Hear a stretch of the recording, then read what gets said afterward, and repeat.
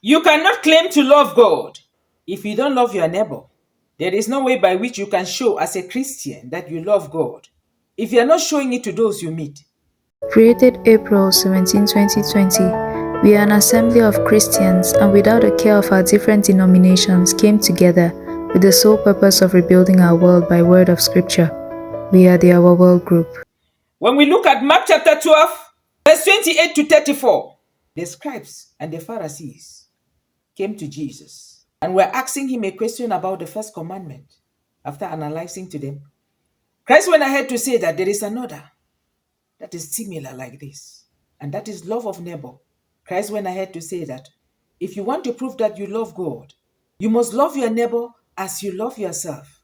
This is a practical approach.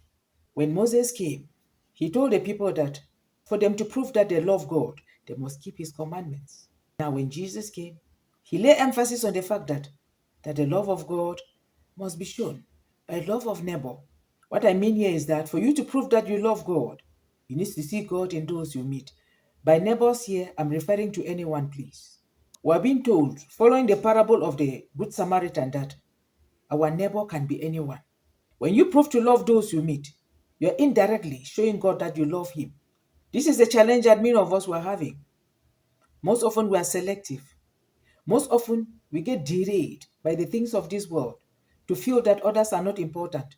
Love those you meet the same way that you love yourself. And when you do this, you already love God. When you do this, you are showing that you love God.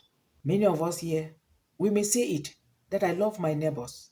But the practical approach here should be made very clear. The practical approach here should be applied.